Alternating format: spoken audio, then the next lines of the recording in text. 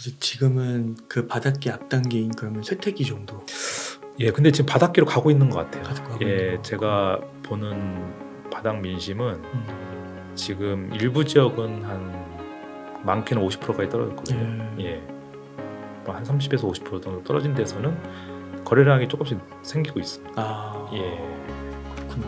예, 매수자 입장에서는 그 정도면은 살만하다라는 가격선으로 이제 가는 것 같아요. 아, 그렇죠. 예, 예.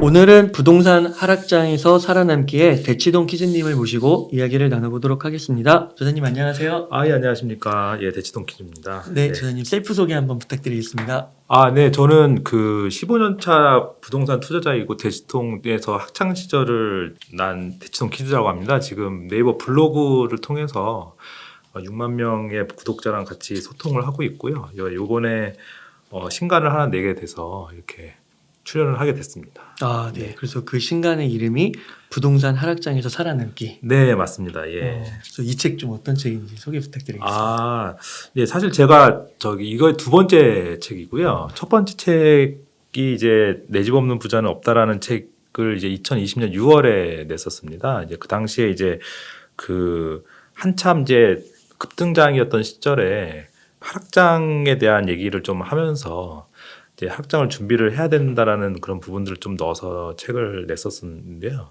이제 그 이후에 이제 2년 만에 이제 그 시장이 이제 많이 바뀌면서 많은 분들이 이제 혼란스러워 하시더라고요. 그래 방향을 잘 잡지 못하고 요새 좀 어려워하시는 분들이 많아서 그분들한테 이제 제가 금융위기 때 하락장 때 겪었던 그런 경험들을 하고 이제 그분들과 이제 블로그에서 서로 댓글로 소통하면서 이제 받았던 그런 질문들을 같이 엮어서 책으로 내면은 좀 도움이 되지 않을까 싶어가지고 예, 그렇게 해서 이제 한 2,000건 정도의 댓글들을 모아서 예, 그 중에 이제 공통된 부분들을 뽑아서 이제 그거에 대한 이제 일종의 Q&A 식으로 이제 무주택자, 1주택자, 다주택자로 이제 엮어서 해법을 이제 제시한 그런 책이라고 말씀을 드릴 수 있겠습니다. 네.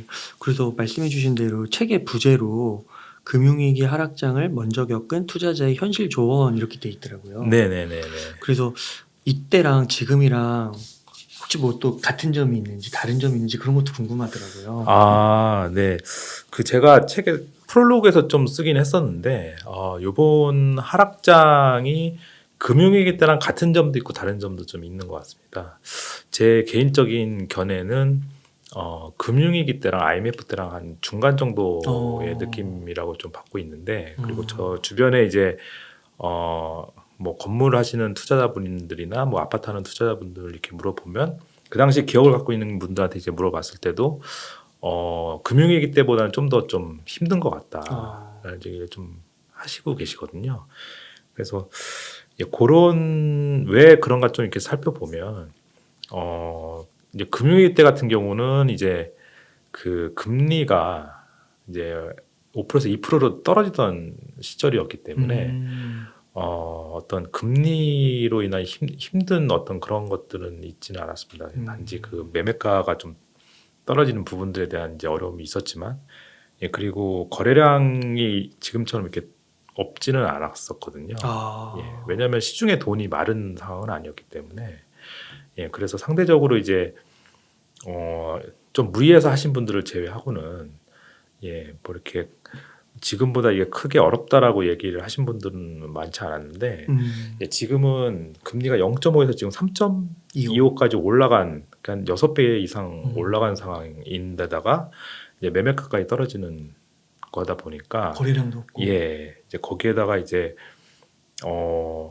이제 전세가도 같이 이제 폭락을 하는 상황이다 보니까 이제 많은 분들이 이제 팔리지 않는 거에 대한 고통에다가 이제 금리가 올라가는 이중고를 같이 겪고 계시죠. 그런 부분이 금융위기 때보다는 좀 더 심리적으로 어렵다고 생각하는 상황인 것 같아요. 예.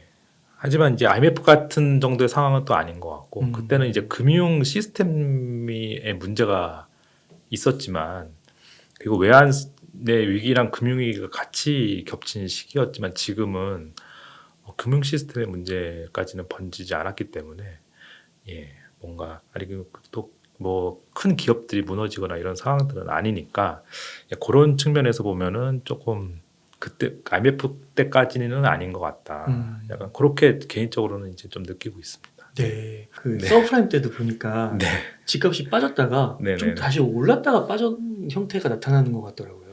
서브프라임 때는 그때는 저거죠. 그러니까는 그때는 이제 2008년부터 2010년까지는 이제 집값이 떨어졌어요.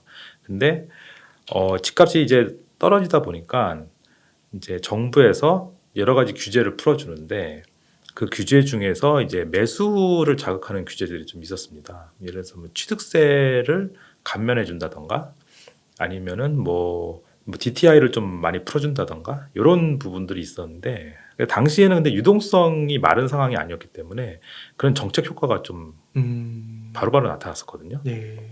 근데 2009년부터 2010년까지는 사실 보금자리 주택을 대대적으로 홍보하면서 이제 반값 아파트라는 거를 막 홍보하다 보니까 이제 거기서 이제 사람들이 반값 아파트에 몰리면서 이제 구축 아파트에 대한 관심도가 많이 꺼지면서 이제 하락을 부추기다가 그런 이제 2011년도에 이제 매수를 자극하는 정책들이 나오면서 이제 한 4개월 정도 이제 과열되는 상태가 또 이어지게 됐었던 거죠. 그러면 이번에도 조금 네. 궁금한 게 뭐 미래일은 알 수 없는 거긴 하지만 네, 이런 추세가 네. 좀 더 이렇게 지속될 것인가 네, 아니면은 정말로 이제 몇몇 분들은 또 내년에 네, 네. 반등이 올 수도 있다 이렇게 또 얘기하시는 분들도 있더라고요. 저는 철저하게 금리에 따른다고 좀 생각이 들어요. 예, 그러니까는 지금 금리로 인한 고통이 사실 가계를 위축시키는 상황까지 가고 있는 것 같거든요. 제가 이제 저희 이웃들하고 좀 이렇게 댓글로 얘기를 해보면 요새 조금 많이 듣는 사연이 대출이자가 너무 많이 올라서 삶이 힘들어지고 있다라는 얘기를 요새 많이 듣고 있어요. 예, 그러니까 대출이자는 고정비잖아요. 그러니까 고정비가 늘으니까 변동비를 줄여야 되는 상황이 오는 거죠. 근데 변동비를 줄이는 게 어떤 그 삶의 질하고 관계가 많이 되다 보니까 이제 삶이 힘들어진다라고 느끼는 사람들이 많아지는 거죠. 그래서 좀 극단적인 예로는 지금 1주택자 분들 중에서는 살고 있는 집을 전세를 놔서 대출을 갚고 월세로 살겠다라고 생각하시는 분들도 좀 있으시더라고요. 그러니까 금리에 대한 영향력이 이제 그 정도까지 수준까지 오르고 있는 상황이거든요. 예, 근데 요게 비단 이런 어떤 1주택자라든가 아예 한정된 것만이 아니라 무주택자 같은 경우도 전세 금리가 엄청 오르다 보니까 전세를 빼서 더 낮은 데로 들어가려고 하시는 분들도 좀 생기고 그로 인해서 이제 전세도 공실이 생기고 뭐 이런 상황이거든요. 그러니까 이제 다주택자 같은 분들이 연쇄적으로 영향을 받고 있는 거고, 예. 근데 또 이제 건물 갖고 계신 부자 분들 같은 경우도 지금 뭐 월세 5% 이상 받으시는 분도 지금 마이너스 월세가 나오고 있는 상황이 되다 보니까 이자가 너무 많이 올라서 예. 그러니까 그분들도 지금 좀 어려워하시고 그러니까 이게 이 금리의 영향이 무주택자부터 시작해서 다주택자를 넘어서 어떤 자산가들까지 전방위적으로 영향을 미치고 있더라고요. 그 5%그 상가. 네네네, 네. 그렇죠. 그러니까는 이 상황을 풀려면 이제 금리가 전방위적으로 영향을 미친다는 얘기는 뭐냐면은 돈이 말라가고 있다는 얘기거든요. 그러니까 주머니에 쓸 돈이 없다는 얘기니까. 그러니까 그게 금융위기 때랑 많이 좀 차이가 있는 부분인 것 같은데, 그러니까 결국은 지금 정책이 잘 안 먹히는 이유도 사실은 시장에 돈이 마르기 때문이라고 보고 있거든요. 저는 시장에 돈이 마르지 않았던 금융위기 때랑은 조금 얘기가 다른 상황이죠. 네. 예. 그 지금 금리가 3.25인데 네. 내년에 뭐 3.5에서 3.75가 정점이다 뭐 이런 네. 얘기를 좀 하더라고요. 네. 그럼 조금 더 힘들어지겠네요. 그렇죠. 지금 제가 이제 뭐 여기저기서 이제 듣는 거로는 3.75가 넘어가면은 기업에 심각한 문제가 생길 수 있다는 얘기는 듣긴 했어요. 근데 지금 이제 연준에서는 얼마 전에 뭐 어저께인가도 이제 그 얘기가 나왔지만 뭐 완화에 대한 거는 꿈도 꾸지 마라. 뭐 그런 음. 얘기도 했었잖아요. 그런 이유가 이제 미국 같은 경우는 지금 일자리가 너무 많다 보니까 임금이 계속 올라가는 문제가 있어서 예, 정책적으로 어떤 그런 실업이라든가 이런 걸 통해서 임금을 떨어지지 않는 이상 인플레이션이 꺾이지 않는다라는 식으로 지금 의견들이 모아지고 있는 상태다 보니까 근데 그러니까 우리나라는 이제 고래등 사이에 새우가 터지는 듯한 그런 상황이 돼버리는 게 아닌가. 그래서 내년에 뭐 더 오를지는 저는 잘 모르겠지만 쉽사리 내리기도 어려운 상황일 거라는 생각은 좀 듭니다. 그러니까 이게 지속만 돼도 힘든 네. 거죠, 사실. 지속만 돼도 힘든 거죠. 이게 얼마나 지속되냐 사실은 더 올라봐야 앞으로 여태까지 더 오른 게 많기 때문에 앞으로 더 올라야 한계는 있겠지만 문제는 이제부터의 문제는 얼마나 지속할 것이냐의 음. 문제가 되겠죠. 네. 예. 그러면 또 어떤 분들은 지금이 무슨 하락장이 아니다라고 얘기하시는 분들도 있고요. 네. 거래량이 너무 적다 보니까 네. 그래서 아직 뭐 거래가 되는 거가 어느 정도 절대적인 양이 나와야 그때 판단할 수 있다라고 얘기하시는 분들도 있고 어떤 분들은 하락이 좀 금방 끝날 거라고 보시는 분들도 있고 어떤 분들은 하락이 진짜 뭐 5년 이상 가실 거라고 네. 되게 다양하게 네, 네. 이렇게 하시는데 혹시 대치동 기자님께서는 네. 물론 또 어떤 변수가 터져서 이게 바뀔 수도 있는 거지만 네. 지금 시점에서 봤을 때는 좀 어디에 가까우신 것 같으실까요?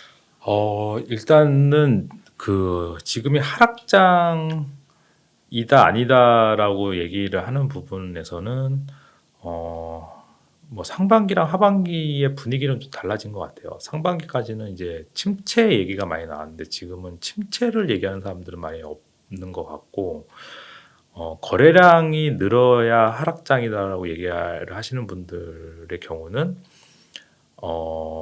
바닥기를 생각하는 게 아닌가. 예. 그러니까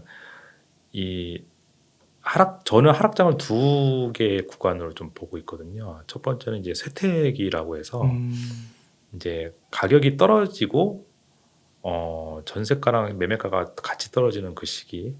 예. 그리고 바닥기라고 해서 이제 가격이 바닥에서 이제 하향 안정권이 돼서 이제 바닥을 지지하는 시기로 이렇게 보고 있는데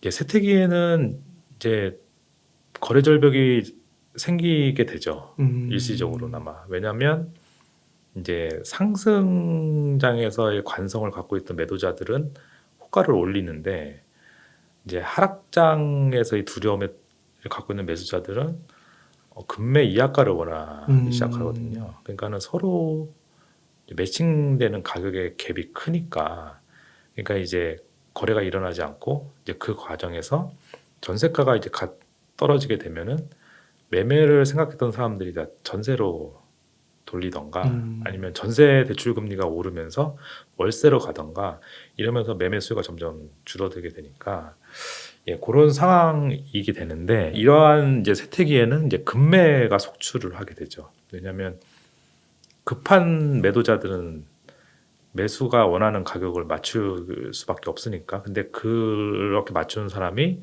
다수가 아니라 소수죠. 근데 그 얘기는 뭐냐면은 급매물이 하나씩 출현하지만 매수자 입장에서는 가격은 괜찮은데 고를 수 있는 물건은 많지 않다라는 얘기가 될 수 있습니다. 근데 이게 바닥기로 가면 급매가가 평균가가 되거든요.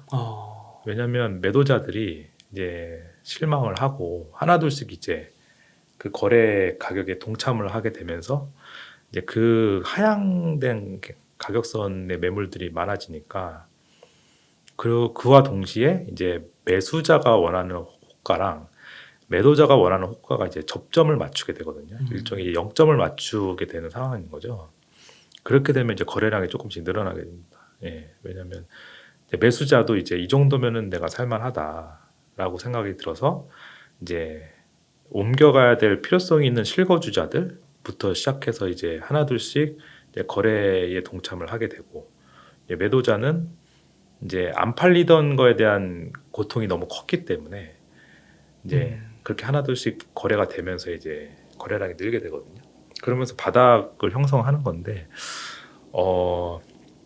지난 금융위기 때는 그때 아까 말씀드렸듯이 거래량이 살아있던 시기였기 때문에 그 기억을 갖고 계신 분들은 하락장에서도 거래량이 예, 있을 거다라고 생각을 하셨던 것 같아요. 근데 지금은 금리가 같이 올라가는 시기다 보니까 거래 절벽의 상황이 좀 더 이어졌던 것 같고, 예, 그래서 이제 거래량이 실리는 하락기를 바닥기라고 생각한다면 그분들이 생각하는 하락장은 아마 바닥기가 되지 않을까, 예, 라는 생각을 좀.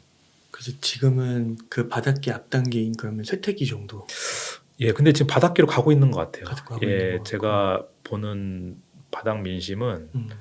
지금 일부 지역은 한 많게는 50%까지 떨어졌거든요. 예, 뭐한 30에서 50% 정도 떨어진 데서는 거래량이 조금씩 생기고 있습니다. 예, 그렇구나. 예, 매수자 입장에서는 그 정도면은 살만하다라는 가격선으로 이제 가는 것 같아요.